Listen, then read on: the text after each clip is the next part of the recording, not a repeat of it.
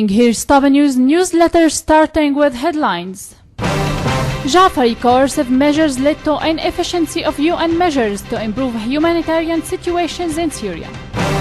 Food aid convoy sets off to off-town northeast Aleppo. Iran 6 world powers resume nuclear talks in Geneva. Greece fails to elect president after parliamentary vote. Syria's permanent representative to the United Nations, Dr. Bashar al-Jafari, said that coercive measures by some countries led to inefficiency of the UN measures to improve humanitarian situations in Syria. Al-Jafari said in a statement at the Security Council, which adopted Resolution 2191, Syria's government completely fulfilled its obligations and continues providing humanitarian aid.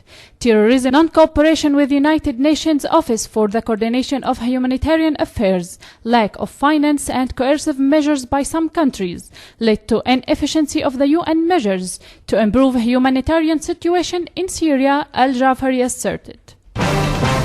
A mass grave was uncovered in Kashkiya town, Deir ez-Zor province, contains dens of bodies being executed by terrorists of so-called ISIS. The mass grave belongs to citizens of Shiite tribe of the town, and there were shooting effects on the bodies, whereas other bodies were beheaded.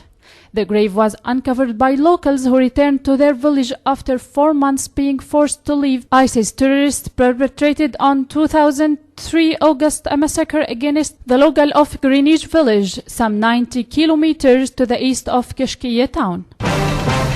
In Aleppo Governorate, in cooperation with the Syria Trust for Development, sent today convoy to a Sheikh Najjar and all sources. The sources indicated that the convoy set off from Saif ad-Dawla Square in Aleppo city contained 1,000 food parcels for the people of the two towns.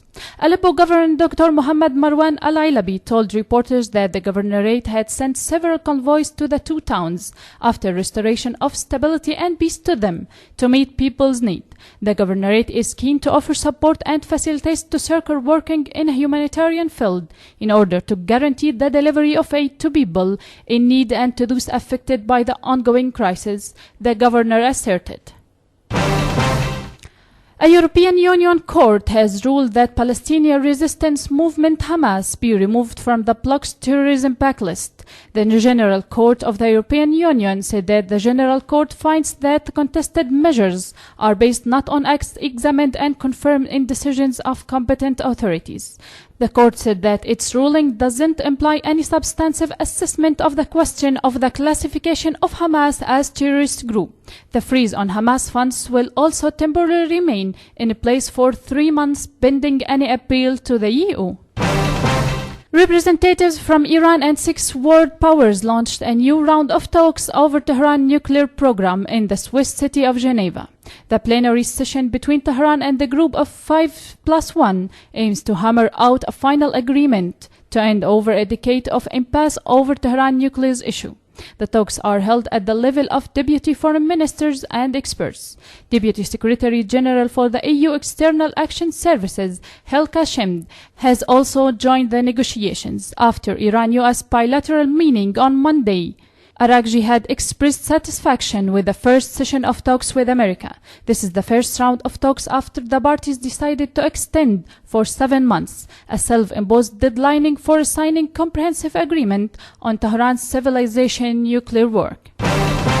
In Greece, the center-right coalition failed to get the 2/3 of the votes necessary to elect former EU official Stavros Dimas as the new president of Greece. Only 160 out of 200 deputies voted for the candidate. There will be now 2 more rounds of voting, with the first on December 23rd.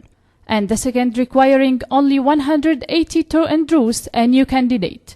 The information fails after 3 votes. A snap election will be called, in which the left-wing opposition is predicted to make gains.